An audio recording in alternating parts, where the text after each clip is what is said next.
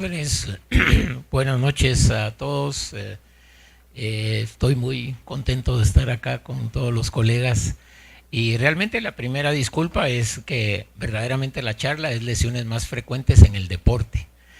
Me habían dicho que era en fútbol y entonces taché deporte y puse fútbol, pero y puse una diapositiva de un futbolista, pero el tema en sí es lesiones más frecuentes en el fútbol, en el deporte, perdón. Y básicamente yo le doy más énfasis a la segunda parte y es, yo le agregué, y cómo prevenirlas. Porque realmente nuestro gran problema en el mundo actual en general es la prevención. Y el fundamento de la medicina del deporte, que son los temas que hemos estado tratando y que se han estado tratando en este mes, es la medicina del deporte, y la medicina del deporte es 100% preventiva. Me atrevo a hablar de lesiones porque mi entrenamiento básico fue en traumatología y ortopedia, pero después de haber tenido la oportunidad de hacer el posgrado en medicina del deporte, pues mi vida cambió totalmente. Y en cuanto a deporte, fui deportista, fui atleta, integré la selección nacional de atletismo, fui voleibolista, softbolista, y así fui en degradación, paré en el boliche y de ahí en las carreras dominicales, y precisamente debido a una lesión en el deporte, pues me tuve que circunscribir a caminar, nada más. Tuve una lesión en ojo, tengo la característica de un ojo café y un ojo verde. Tuve un desprendimiento de retina debido a una lesión en el deporte, actuando como médico. El hecho de esta diapositiva es que muchas veces el deportista, en términos generales, para los que vivimos la medicina del deporte, es nuestro paciente. Y desde el momento en el cual se lesionan, nosotros ya podemos determinar la gravedad de esa lesión. No es lo mismo ver a un deportista tirado, inerte en el suelo, a un deportista que se está revolcando y que da vueltas y que grita y que se para y que se vuelve a caer. Ese deportista no tiene nada. Pero sí es de... ¿Qué hice yo aquí? Perdón.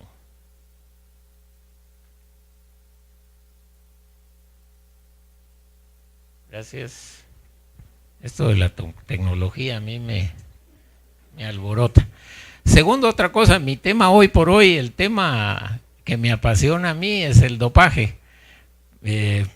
Porque a eso es mi fuerte en los últimos años, pero me virló la charla el doctor Mota, pero estamos ahorita en la condición que siempre el alumno supera al maestro, así es de que el doctor Mota tiene una mejor charla de dopaje que la mía, pero lo considero mi alumno en el dopaje.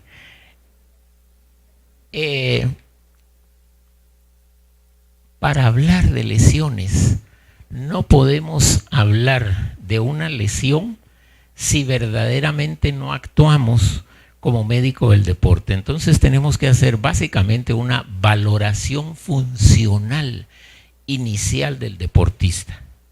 Yo no puedo actuar como médico del deporte si no tengo una planificación y un control médico del grupo que yo estoy manejando. Entonces es importante que tengamos el concepto claro de qué es la medicina del deporte.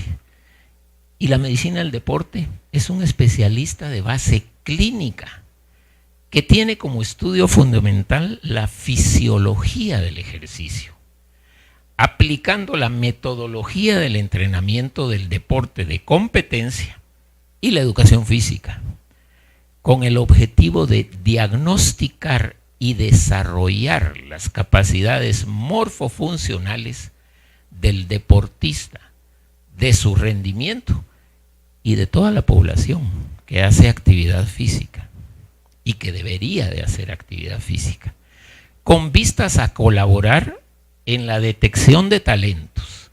Ahora, ¿qué debemos hacer para convertirnos en colaboradores principales de un entrenador para la correcta planificación y control del entrenamiento en el deporte de competición? Porque todo eso lo que me va a hacer es que me va a prevenir una lesión, que es lo menos que yo quiero actuar.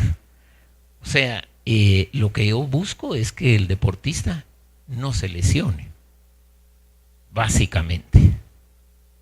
Entonces yo como médico del deporte tengo que conocer a profundidad la fisiología y la bioenergética de la disciplina deportiva en la que yo estoy actuando. O sea, si yo no sé de fútbol y qué es la fisiología en el fútbol, no tengo nada que hacer ahí.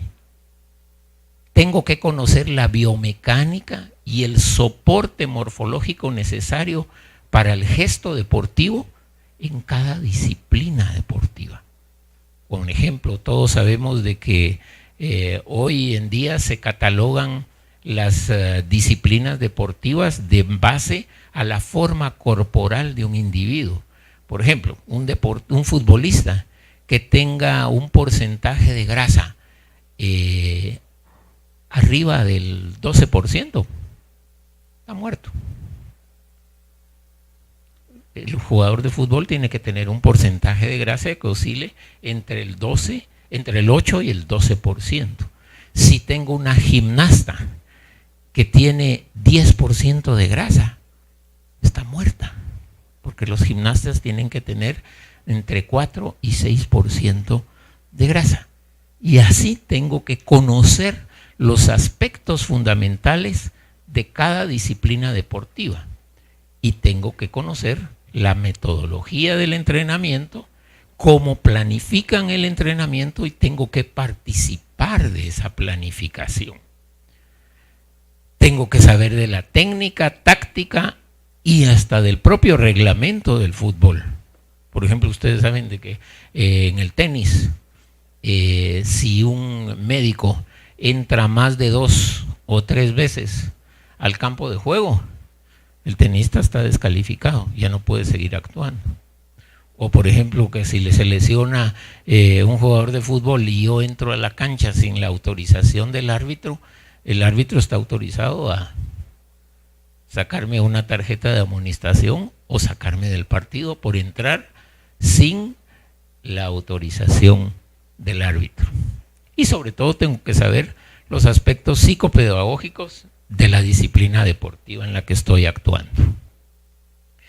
Entonces, ¿cuáles son las acciones principales de ese médico del deporte? Tengo que diagnosticar el estado de salud y de las capacidades funcionales y morfológicas del deportista. Pero ¿qué pasa si yo no soy un médico del deporte y me dicen, bueno, ¿quieres ser médico del club Z? Y lo que quiero inicialmente es de que me haga una evaluación médica de cómo están sus deportistas. Perfecto. Y yo hago un examen médico al cual yo estoy acostumbrado y que tengo la rutina de hacer. Peso, talla, y empiezo, boca, más toda la rutina. Y hago mi examen médico general. El examen funcional y morfológico del deportista es muy, muy especial. Lo vamos a ver más adelante. Luego, la atención médica al deportista debe estar incluida la cobertura del entrenamiento y la competencia. ¿Qué pasa? Yo te colaboro con mucho gusto con tu equipo, pero si hay un jugador lesionado, me lo mandas a la clínica, por favor, y ahí lo miro. Eso no es un médico del deporte. Yo ahorita estoy disfrazado con ustedes, Yo normalmente ando con tenis, con un pants y una camisa deportiva. Ese es mi actuar. Yo no estoy sentado en una clínica. Yo todos los días de mi vida, a partir de que me dediqué a la medicina del deporte, estoy en el campo. Y estoy viendo el entrenamiento y estoy tratando la lesión desde el momento en que ocurre. No a las 6, 8 o al día siguiente, que ni sé ni cómo fue la biomecánica. Y entonces empiezo a dudar, bueno, pudo haber sido esto, pudo haber sido el otro. Más sin embargo, si yo estoy ahí, yo puedo hacer el diagnóstico de una ruptura del ligamento cruzado sin necesidad de una resonancia magnética. Solo con ver cómo cayó, se oye el ruido, ¡plac! Y ya, y empiezo el tratamiento en avanzada, no a las 48 horas, que ya la lesión está complicada, que ya lo sobaron, que ya le pusieron calorcito, que ya le dieron su masajito para que se sintiera bien el fisioterapista que estaba ahí a la orden. Entonces, eso es muy importante. Y sobre todo, cuando ya estamos en un club grande, por ejemplo, mantener una ética médica adecuada. Han habido colegas, si ustedes han oído programas de radio, y disculpe doctor, ¿qué tiene fulanito? Pues fulanito tuvo una ruptura de aquí a allá y entonces el pronóstico es que se va a recuperar en 6, 8. Muchas gracias doctor fulano, usted sí nos da la información y aquí y allá. Cuando ustedes llegan con su paciente a la clínica y si hay un periodista allá afuera y les pregunta, mire, ¿qué tiene la señora que acaba de salir? Ustedes no les dicen nada. Y el deportista es un paciente que debe tratarse con la ética médica adecuada. Entonces, por ejemplo, yo le digo, me pregunta un periodista, mire, pregúntele al jugador. Él ya sabe qué tiene. Si él le declara que tiene, después yo le puedo explicar con lujo de detalle qué pasó, cuál es el pronóstico, pero antes él es el que tiene que hablar.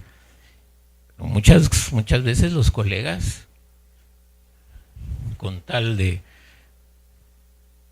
quedar bien, dan toda la información. El control biomédico del entrenamiento, o sea, se tiene que hacer una planificación individual del entrenamiento para cada deportista. No es lo mismo un defensa que un portero, que un volante, que un delantero. No es lo mismo un voleibolista rematador de ataque, no es lo mismo un fondista que un velocista. Entonces todos tienen individualidades y a partir de las investigaciones y los resultados de los test de laboratorio o de campo, yo tengo que prescribir el trabajo de cada deportista. ¿Qué pasa con nuestros equipos? Ustedes los miran cuando hacen el calentamiento, y todo el mundo, todos, 1, 2, 3, 4, 5, 6, 7 y 8, y todos parecen equipo haciendo la misma rutina, y así son los entrenamientos. Todos a correr 15 minutos. Todo el mundo se va a correr 15 minutos. Y de ahí regresan. Y hay jugadores que tienen que correr 45 minutos, no 15. Hay jugadores que tienen que hacer piques de velocidad más que otros, porque su posición requiere más velocidad, más ataque. Pero nosotros hacemos todos los trabajos deportivos, sobre todo en deportes de equipo, en conjunto, todos por igual, porque no planificamos individualmente. Entonces, yo como médico del deporte tengo que colaborar con las capacidades funcionales y motoras del atleta. Yo tengo que hacer ese diagnóstico, que es resistencia, fuerza, velocidad, flexibilidad y coordinación. Esos son los 5 puntos básicos que debe tener un deportista claro de cómo está. Eso en términos médicos, ¿qué es? Resistencia, capacidad aeróbica. Fuerza, capacidad anaeróbica, aláctica. Velocidad, capacidad anaeróbica. Y la flexibilidad y la coordinación.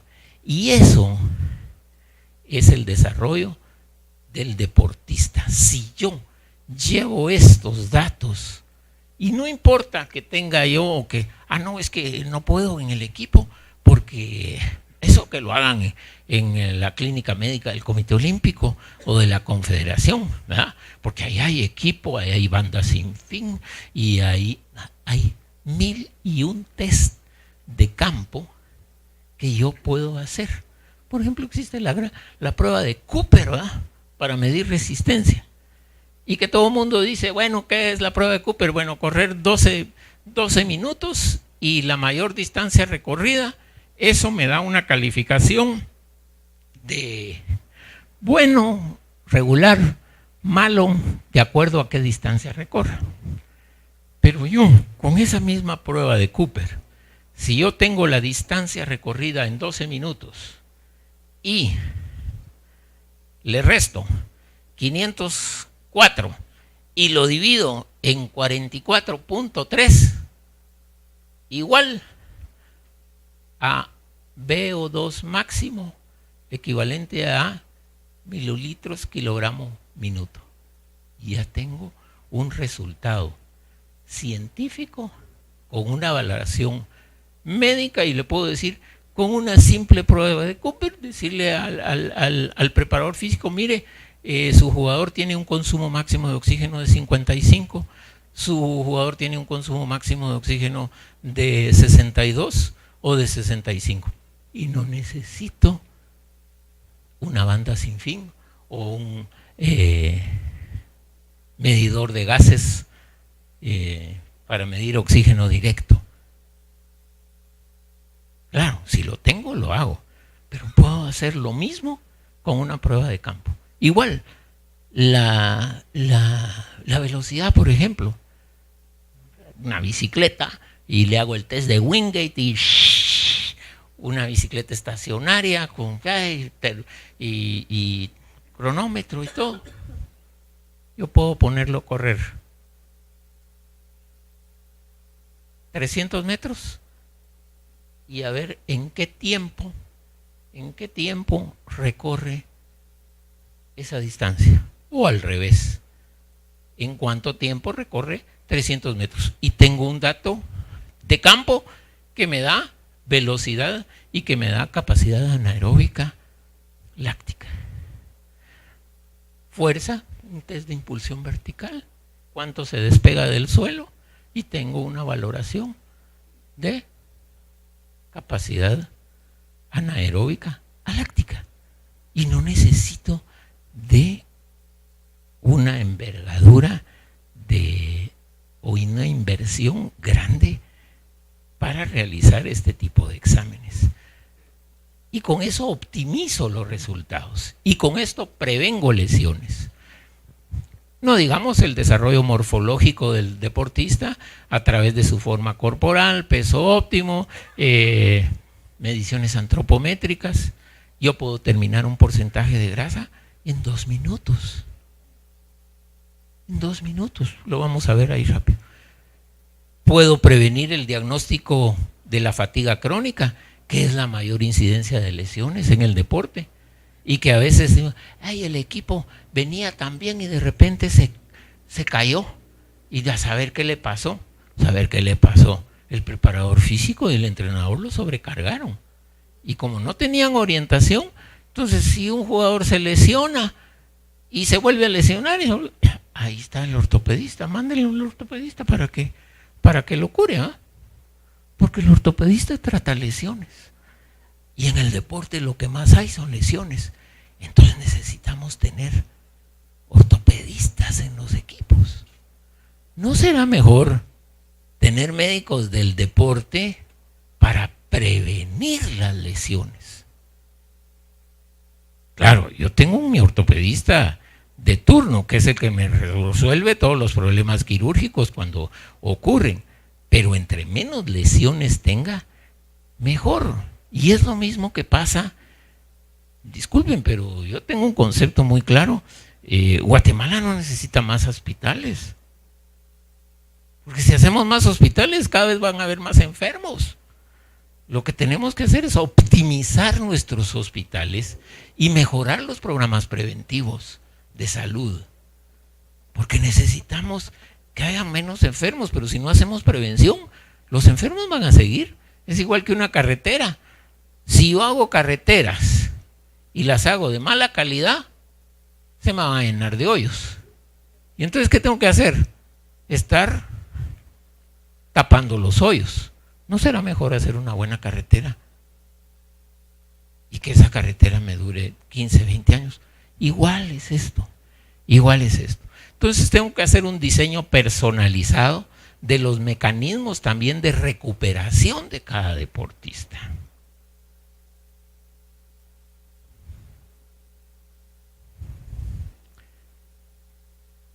Entonces, la atención de los traumas del deporte son básicamente y deben ser con fines preventivos y de rehabilitación. Y tenemos que disminuir la incidencia de las lesiones y una rápida incorporación a la vida deportiva sin riesgos. Y eso lo vamos a lograr obteniendo una forma deportiva para la competencia fundamental. A raíz de ahí vamos a detectar talentos y vamos a conducir ese talento al alto rendimiento. Y eso lo tenemos que divulgar y tenemos que hacer acciones. Y esas acciones deben ser más que todo de carácter de investigación.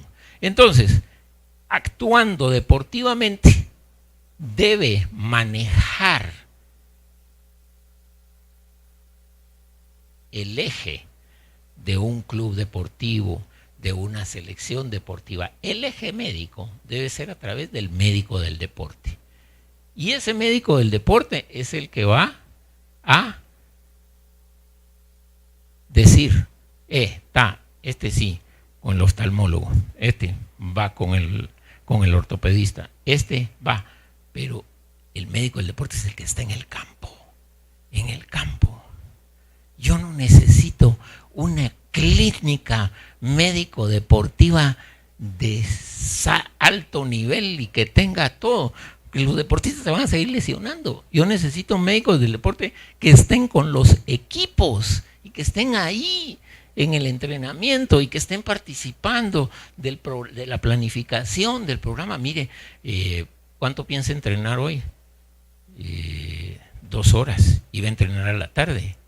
Sí, ¿cuánto va a entrenar a la tarde? 3 horas. No, por favor. Usted baje el entrenamiento de la mañana y entrene 1:30 máximo. Y en la tarde entrene 1:30. Porque si no, mañana en el entrenamiento va a tener 3 o 4 lesionados. No, que es que no me da tiempo, que ya viene la competencia y que... Ese es su problema de planificación. Pero mi problema de lesiones, si no quiere tener lesiones, haga esto y esto y esto. ¿Quién es el que maneja generalmente los equipos? Hablando de fútbol, los preparadores físicos. El preparador físico es el que dice la carga de trabajo y ¿Por qué? Porque el médico del equipo es ortopedista y es traumatólogo. Y él está solo para curar lesiones. No es así.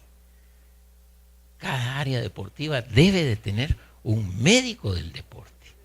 Porque si no, las lesiones van a seguir. Y van a seguir en aumento, como están siguiendo nuestras enfermedades en términos de salud en general. Cada vez más enfermos. Igual en el deporte. Cada vez vamos a tener más lesionados.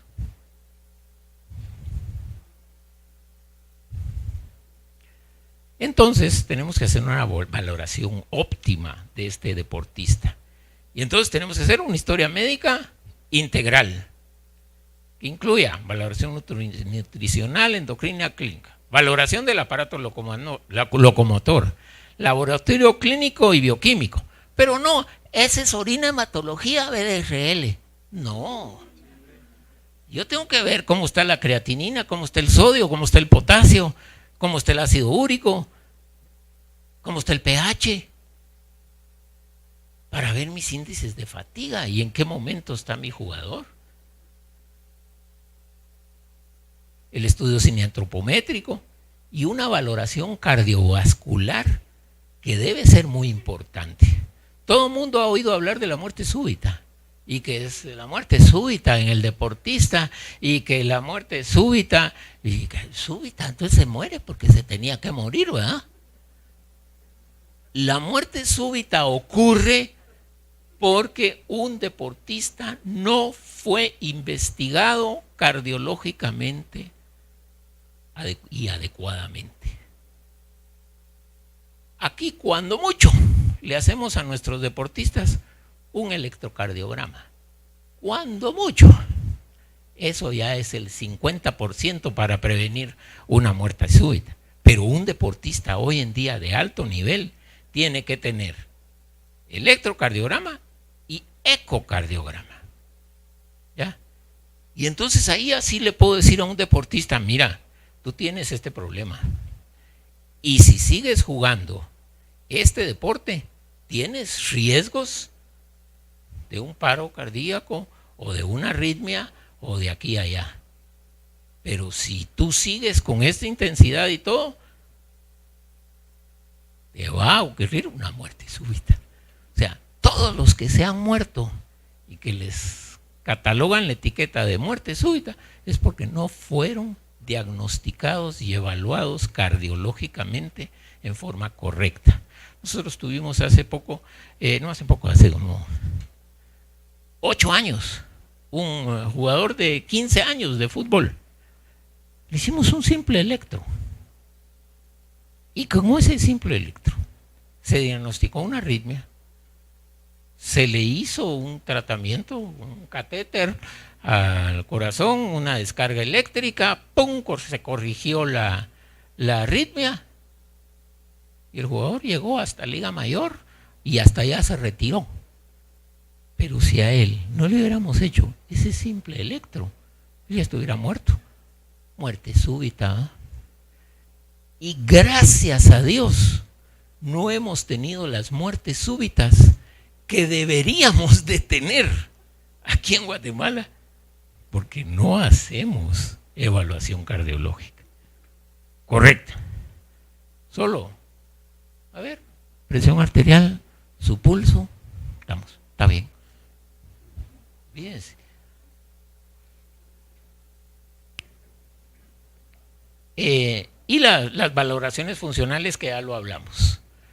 Y sobre todo tenemos que hacer el seguimiento médico durante toda la temporada. Los médicos de equipo, evaluarlo al inicio. Y se acabó. Terminó el torneo y a la otro inicio. O tener fichas que, lo evaluamos, sí. Entonces, esta ficha le vale por 6 meses. A los 6 meses ya tiene otra ficha. Ustedes saben que fisiológicamente el jugador, el deportista, modifica su velocidad, flexibilidad, fuerza cada 12 semanas. Bioestadísticamente empiezan a haber cambios a las 8 semanas y son reales bioestadísticamente a las 12. Esas declaraciones que ustedes oyen a veces de los entrenadores. Bueno, pues esta semana nos preparamos muy bien porque tenemos el próximo partido contra un equipo fuerte y entonces entrenamos fuerte y estamos listos para el partido. Esas son pamplinas. antes de 6, 8 semanas, no hay cambios en la velocidad, en la fuerza, en la resistencia de cualquier persona. Entonces, las evaluaciones médico-deportivas deben hacerse cada 12 semanas para que tengan una validez bioestadística y entonces yo pueda decirle al entrenador, mire, mejoró su resistencia en 5 mililitros por kilogramo minuto de consumo de oxígeno, mejoró su impulsión vertical en 15 centímetros, mejoró su velocidad en 20 metros, por lo tanto mejoramos en capacidad aeróbica, anaeróbica, o si no le puedo decir, mire, mejoró en fuerza y velocidad, pero en resistencia estamos por los suelos. Entonces hay que trabajar eso. Pero no solo, perdimos, a saber por qué perdimos. No, hay una explicación real. Entonces, yo como médico del deporte, tengo que llevar un diario individual del entrenamiento. Yo llego a mi clínica, que está a la par del campo, hora y media antes que empiece el entreno. Y todo aquel jugador que se siente mal o que tiene algún problema, llega. Si no se siente mal o no tiene nada, pues no llega. Pero el que llega, yo lo anoto. Fíjese, doctor, que no dormí bien y me siento algo decaído. Llegó el lunes. El martes volvió a llegar. Fíjese que ya me siento muy bien, pero se me quitó el hambre. Al tercer día llega y me dice, fíjese que sí dormí bien y todo, pero me duelen las articulaciones. Este jugador, ojo, tengo que seguirlo, porque él, si sigue así, a la sexta, séptima visita, tiene una lesión importante que lo va a sacar fuera del equipo. Y no 5 días, sino que lo va a sacar fuera 6, 8 semanas. Entonces, el diario individual del entrenamiento debe ser bien hecho y debe ser bien llevado. 15 minutos antes que empiece el entreno, yo salgo afuera. Ya estoy en el campo, ya viendo cómo inician el calentamiento y todo. Esa es la actividad de un médico del deporte. Entonces, ¿cuál es esta evaluación médica precompetencia? Antropometría y masa corporal como principio. Puedo hacer 5,000 medidas, pero con 4 que haga. Tríceps, subescápula, bíceps medio, cresta ilíaca y abdomen. Estoy hecho. Pac. Van a ver cómo se hace. Tríceps. Siempre se hace una evaluación antropométrica siguiendo el plano muscular del músculo que está abajo de la grasa. Tríceps está acá, entonces mi medida es a lo largo. Subescápula, dorsal, va en diagonal, mi medida es diagonal. Bíceps, igual, diagonal. Suprailíaca, son los músculos que van en diagonal. Mi medida es diagonal. Abdomen, rectos anteriores, mi medida es recta. No debo tener más de 2 segundos para la lectura, porque si no, el caliper se resbala. Igual el muslo, igual pantorrilla. Eso es antropometría. Luego yo tengo que evaluar correctamente columna vertebral, nivel pélvico, longitud de pierna.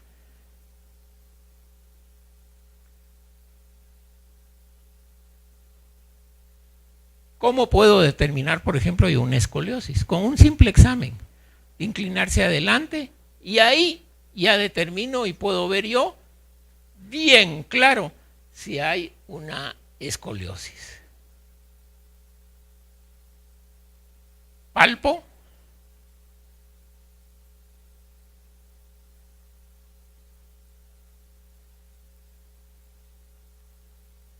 pasó?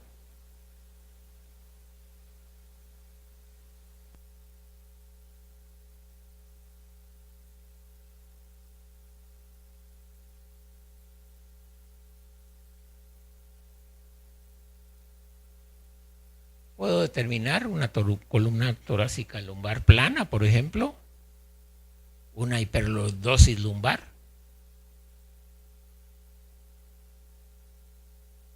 Puedo determinar un desbalance pélvico, solo compararlo, amplitud de movimiento de columna cervical. ¿Por qué hago esto? Porque yo puedo determinar qué limitaciones tiene mi jugador y por lo tanto yo prevengo la lesión. Este jugador tiene una limitación en la rotación cervical. Entonces, ojo, si es defensa y cabecea, yo tengo que fortalecer sus músculos cervicales y tengo que mejorarle su flexibilidad cervical.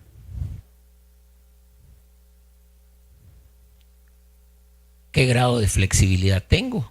Si me toco los pies con las manos o no, mire a cuánto me quedo, a 10 centímetros, 15 centímetros, y de ahí yo puedo determinar qué tan flexible es mi jugador. Y si no es flexible, los riesgos de lesión aumentan.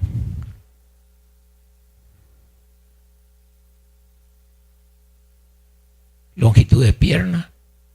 Y ahí me empiezan las lesiones. Si yo no mido la longitud de pierna y no puedo establecer de que tiene 2 centímetros más corta una pierna que la otra, empiezo a tener lesiones de tobillo, de rodilla, de dolores en cadera y problemas que después van a ser más serios.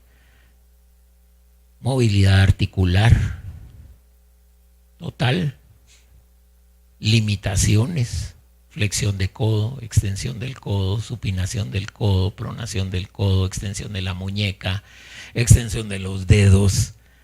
Y todo lo debo ser enfático de acuerdo al deporte que yo esté evaluando y al deportista que estoy evaluando. No es lo mismo evaluar brazos a un arquero que a un delantero. Entonces yo tengo que hacer un énfasis en mis miembros superiores en un arquero que los otros.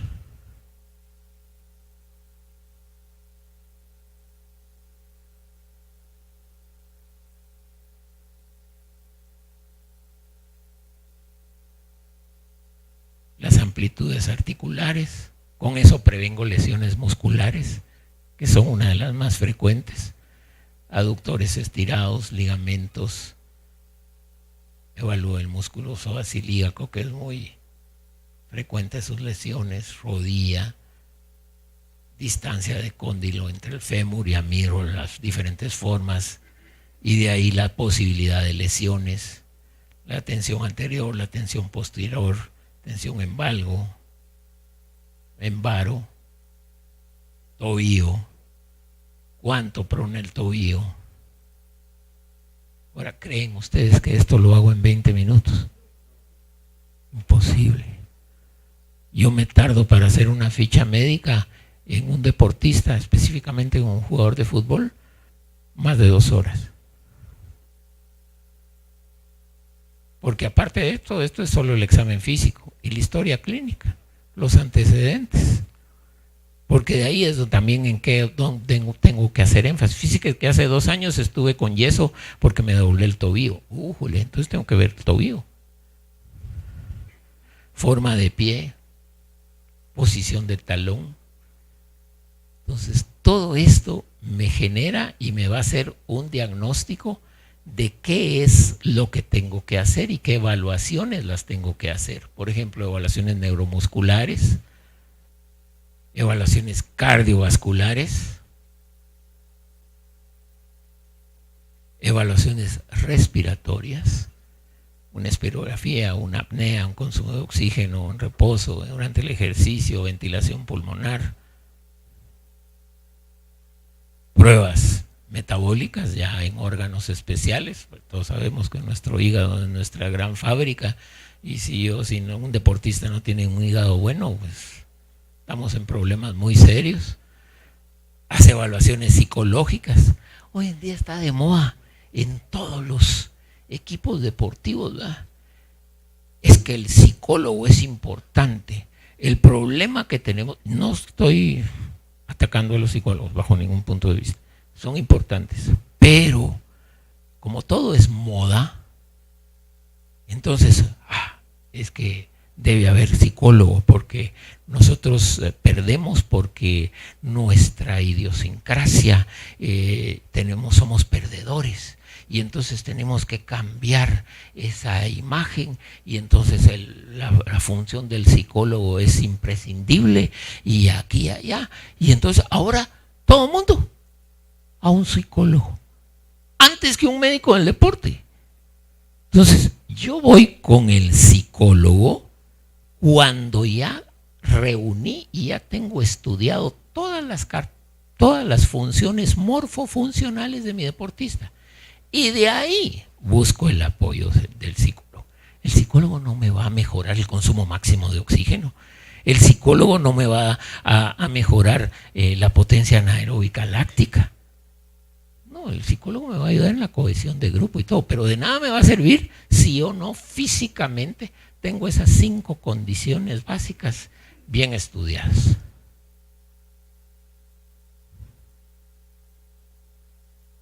Apoyos biomecánicos hoy en día.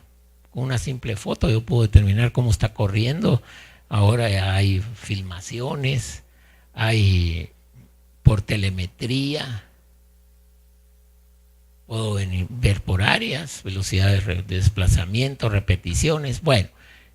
Y las pruebas bioquímicas ya propias y específicas de lo que les mencioné.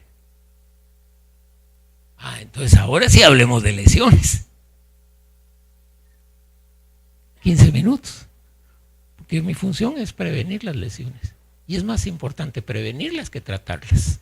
Claro, pero sí tengo que saber cuáles son las lesiones más importantes.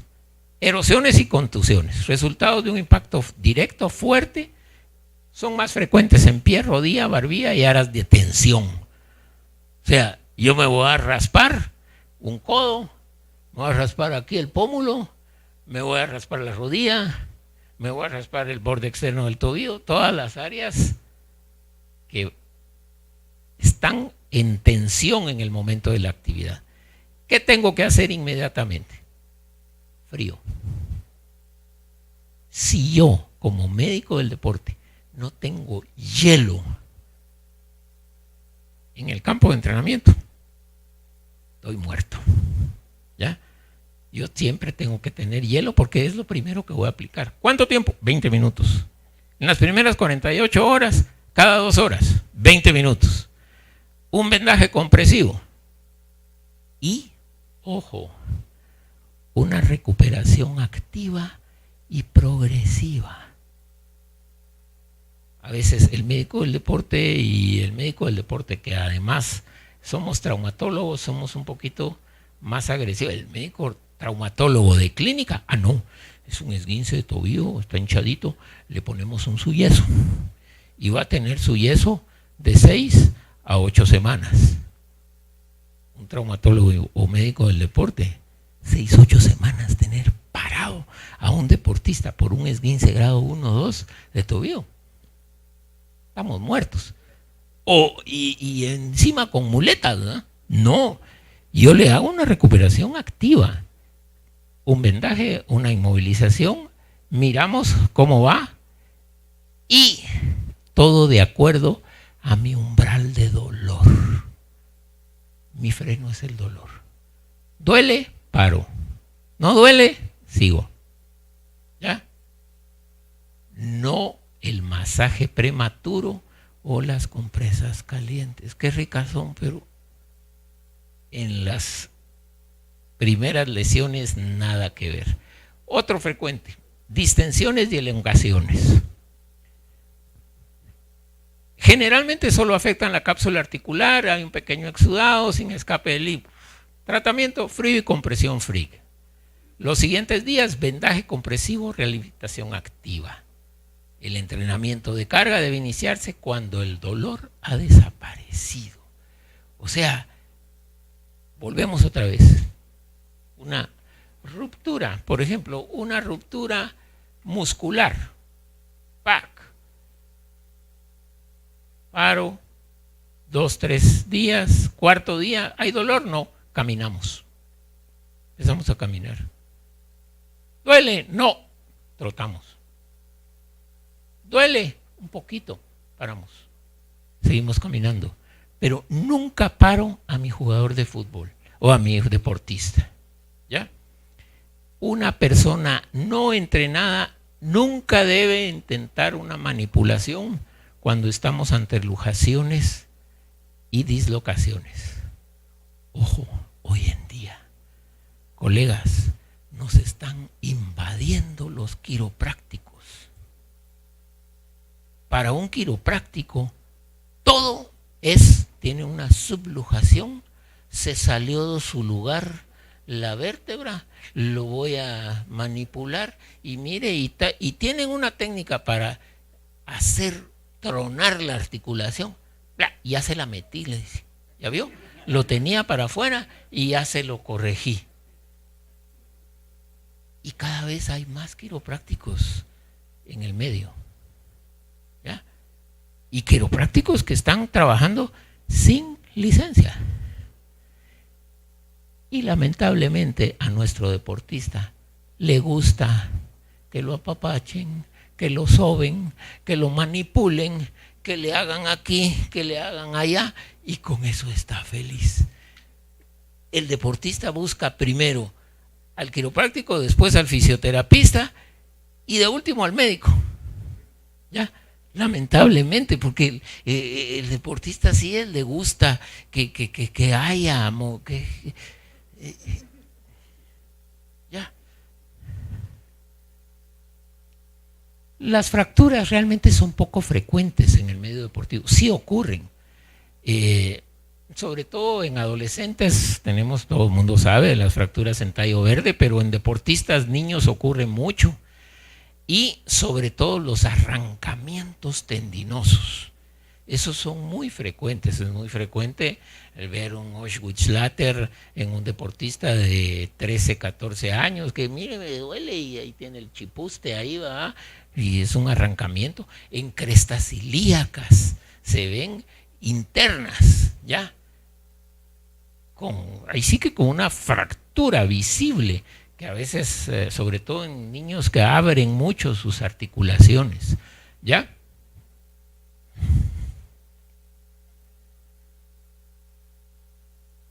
Ahora hay lesiones que son muy específicas, por ejemplo en deportes en los cuales la velocidad y el contacto personal juegan un papel muy importante.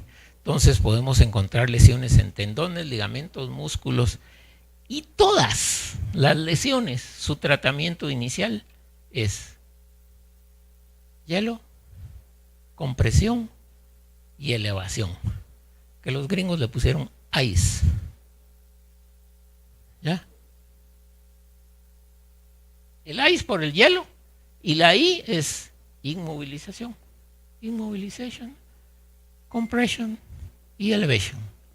¿Ya?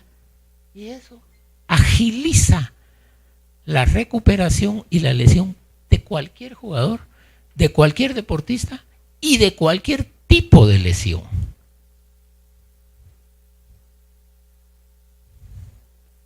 Las lesiones de piel, heridas, laceraciones, ampollas, callos, eso cada quien tiene su forma de hacerlo. Por ejemplo, yo les doy, ¿saben cómo trato yo las heridas inicialmente? ¿Qué hacer con una hemorragia? Un jugador no puede entrar al campo si tiene hemorragia. Y entonces, ¿qué? Tengo que compresionar, pero no le voy a poner un torniquete, ¿va? Y la lesión. ¿Saben qué uso yo? Oximetazolina, oftálmica. Tuc, tuc, tuc, tuc, unas gotitas a la herida y una vasoconstricción inmediata. Me para el sangrado. De ahí su hielito, su vendaje. Y no estoy, ¿a qué horas va a dejar de sangrar este? ¿A qué horas va a dejar de sangrar este? ¿Ya? Entonces, hago una aplicación de un vasoconstrictor y su compresión. Las ampollas, por ejemplo. ¿Qué hacemos con las ampollas? las abrimos, las quitamos, ¿verdad? Drenaje con una agujita, se aspira, se deja ahí la ampolla. A los 2-3 días ya cicatrizó el tejido, corto, si está un área viva, luz amarilla, no blanca, luz amarilla a 20 minutos, 3 veces. Agua con sal en el pie, y se acabó la ampolla en 4 o 5 días. Ampollas sangrantes debajo de uñas o machucones, ¿no? Una agujita de drenaje de la sangre coagulada, una aguja caliente. La pongo en que es muy frecuente en deportistas, las acumulaciones de sangre debajo de la uña. Calienta la aguja y se va pura mantequilla. Inmediatamente sale la gotita de sangre que está debajo de la uña y afuera el dolor. Se quita el dolor inmediatamente. Y de ahí, ya con el tiempo, la uña se cae o se necrosa y ya la quito. ¿Ya? Pero alivia inmediatamente el dolor. Las lesiones por sobrecarga. Qué bonito tener todo esto, nada más. Una fatiga muscular, pero el problema es cuando ya tenemos rupturas de fibras musculares, que generalmente ocurren por sobrecarga. ¿Ya? Y hoy en día eso es la incidencia más grande de lesiones, por ejemplo en el fútbol. Son rupturas de fibras musculares. ¿Por qué? Porque no estamos dosificando cargas y no hacemos prevención de lesiones. Hay un programa de FIFA que se llama los 11 más, que son ejercicios que van a fortalecer mi plano muscular y deben hacerse todos los días y ocupan 20 minutos antes del entreno. ¿Cree que lo hacen los preparadores físicos? No, a mí nadie me dice qué tengo que hacer. Yo hago lo que... Y ahí están mis lesiones musculares. A diestra y a cada rato y cada vez más, porque se trabaja con mayor fuerza y mayor velocidad y mayor intensidad en todos los deportes. Pero ojalá que solo fuera esto. El problema es cuando tenemos ya una fractura por fatiga. Que una fractura por fatiga es muy complicado tratarla. Porque qué bonito, fíjese que sentí que me estaban como apretando la pierna, que su predilección de la fractura por fatiga es en tibia, tercio medio, y de repente, ¡plac!, sentí un ruidito y se me quitó el dolor, pero fíjese que tengo la molestia ahí. Tomamos una placa y es una fractura por fatiga.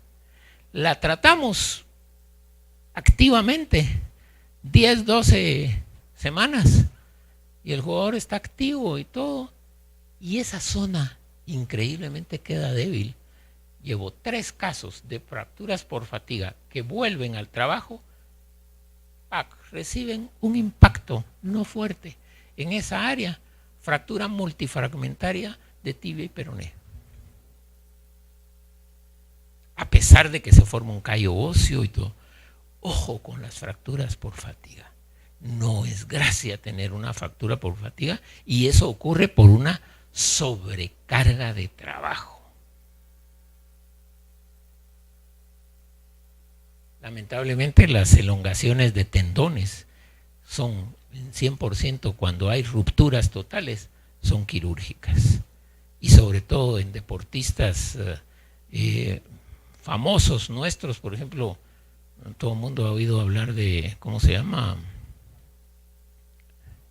El badmintonista nuestro, Kevin Cordón. Lesión del ligamento cruzado anterior, cirugía 8 meses. La lesión hoy en día más frecuente en el fútbol es ruptura del ligamento, seria, ruptura del ligamento cruzado anterior, 8 meses, 9 meses fuera de actividad y con tratamientos quirúrgicos. El daño entonces, como una conclusión, que me quedan 3 minutos, el daño deportivo es un cambio patológico que se desarrolla gradualmente como resultado de un imbalance a largo plazo entre lo que el tejido corporal puede mantener y a lo que está sujeto. Entonces, yo tengo que mantener correctamente ese balance, porque tarde o temprano voy a tener una lesión, leve, moderada o grave. Y aquí va la gran cosa. Entonces, doctor, ¿el deporte es salud o no es salud? Porque ustedes miran a deportistas famosos hoy en día, por ejemplo, el 80-90% de jugadores de fútbol, que ustedes los miran, que ahorita tienen 40, 50 años, se andan caminando. Y a mi clínica, ay doctor, ya no aguanto, mire, tengo las rodillas, y así las rodillas todas hechas, pero una piltrafa. Entonces, el deporte a largo plazo, con extrema intensidad y un seguimiento médico adecuado, sin un seguimiento adecuado, no es salud. Provoca lesiones crónicas y muy limitantes. Entonces, ahí la importancia del médico del deporte, inclusive para toda la población. El médico del deporte, todas las grandes fábricas, corporaciones, ministerios, hospitales deberían de tener un departamento de medicina del deporte que le diga al sujeto, mire, mi amigo, mire la barriga que tiene, olvídese, usted se va a lesionar, usted va a morir de un infarto, no hombre, tiene que mejorar su forma, tiene que ponerse más, y así va a rendir más en el trabajo. Mire, tiene un porcentaje de grasa del 30%. No, hombre, a movernos. ¿Y cómo hago, doctor? Yo le planifico aquí su programa de actividad física. Va a mejorar su diabetes, va a mejorar su hipertensión arterial, y ve, los niveles de salud van a bajar en todos los hospitales, en todos los puestos de salud, grado 1, 2, 3, que no niveles tengan. Debe haber una orientación médica.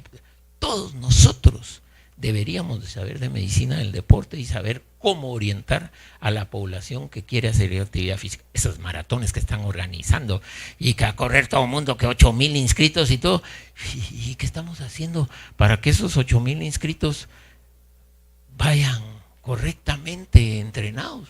Yo tengo un hijo de 37 años que es hipertenso y me dice, voy a correr los 21K y fíjese que bajé 2 minutos mi tiempo. ¿Y qué jodidos te interesa bajar tu tiempo? Lo que debes de hacer es actividad física y mantenerte cardiológicamente bien. Te vas a morir de un infarto en cualquier momento. No es esa la función. Las lesiones típicas por sobrecarga en el deporte son cambios en el tejido que no son el resultado de una lesión única y específica, pero ocurren como el resultado de numerosos microtraumas debidos a una frecuente sobrecarga o movimientos extremos repetidos. Las causas del daño deportivo son debidas a las altas demandas efectuadas durante entrenamientos y entrenar intensamente en superficies artificiales. Básicamente aquí lo importante es: el dolor es alerta, respételo. Ejercite pronto y carga tardía. Estoy lesionado del tobillo, de la rodilla. Pues puedo trabajar mi tórax, mis hombros. Un deportista no debe estar, estoy enfermo, estoy lesionado y no puedo hacer. No, siempre tiene algo que hacer o que debe hacer. El estiramiento, perdón doctor, hoy, el estiramiento o fortalecimiento muscular no solo debe ser visto como parte de una rutina de calentamiento, debe ser parte de un programa semanal de entrenamiento. Después de un juego, el entrenamiento alternado con ejercicios de recuperación, el estiramiento regular de los músculos, incrementar las capacidades de carga con ayuda, y va a mejorar mi salud en general.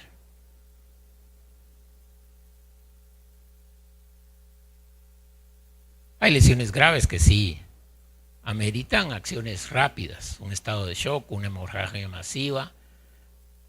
El caso que tuvimos del jugador que falleció de nosotros, un choque en el tórax, ¿ya?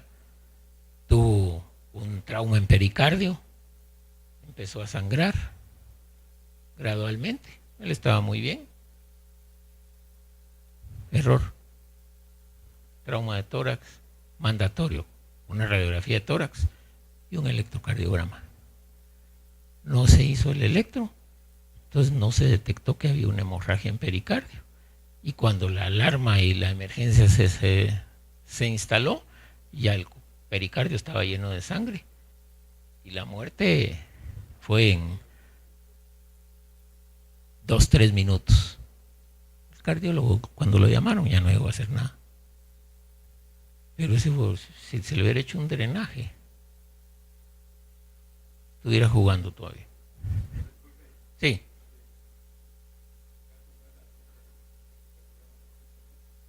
Con un electro que se le hubiera hecho. Sí, con un electro se detecta un trauma en pericardio, una hemorragia, había habido un desorden, y hay pequeñas arritmias y solo se hubiera puesto y se hubiera hecho el drenaje.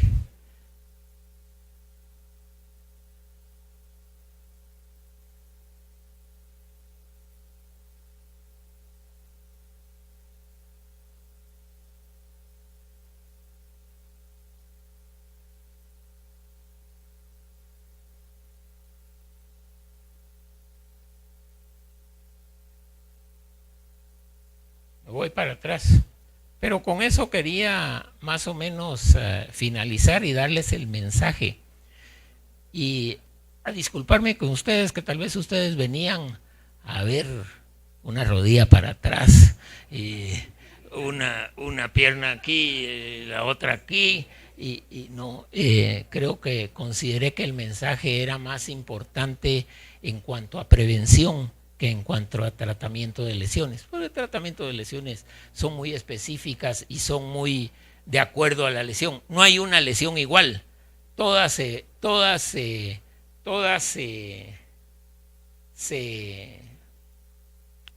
tratan en diferentes formas. No hay una lesión igual. Entonces, no, que a mí me pusieron yeso o que a mí me jalaron el pie y que por eso, entonces para ahí a jalar el pie.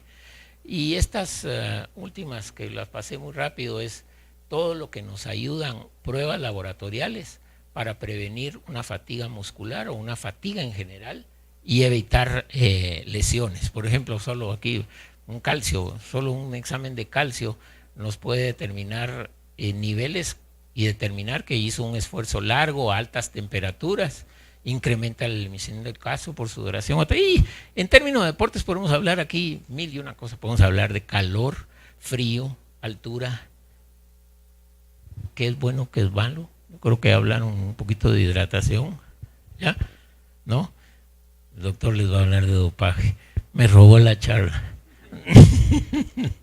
Muchas gracias y espero que haya ayudado un poquito, más que todo en el concepto de la lesión en el deporte y la función. Yo quiero que todos seamos médicos del deporte, porque toda la población guatemalteca necesita médicos del deporte para prevenir enfermedades. Sí. En cuanto a la orina, el pH, ¿hasta qué lado tiende digamos, en la sobrecarga? ¿Hacia acidez o hacia alcalino? Normalmente la orina lo que nos da un valor muy importante es en cuanto sobre todo a hidratación. Yo solo miro una orina y ya le puedo determinar si el jugador está hidratado o no y riesgos de lesión. Pero claro, me da indicaciones de densidad proteinúria hematuria, inclusive microtraumas los puedo determinar a través de un examen de orina. ¿Sí? Sí.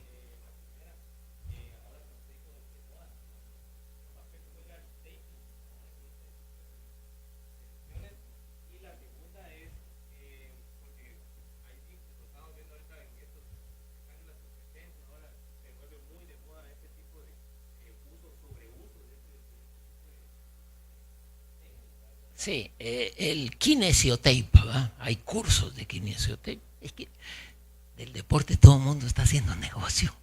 Todo el mundo, el marketing y el deporte es increíble. Pero el ¿por qué se creó el kinesiotape? Viene de la China.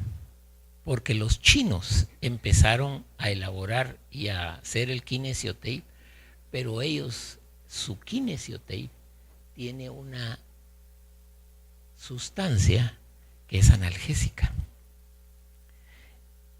y es muy buen kinesiotape, el chino, pero de ahí empezaron los americanos a hacer su kinesiotape, que solo es color bonito y está aquí. Si yo tengo un jugador que ha tenido una lesión de tobillo y le pongo un simple espadadrapo ahí, la sensación de tener eso le da más estabilidad en su tobillo. Si un jugador siente una molestia en el plano muscular y le pone el kinesiotape, se siente mejor y se siente más seguro, pero no está haciendo nada en su cuerpo, solo el color bonito y sobre todo si es un kinesiotape americano.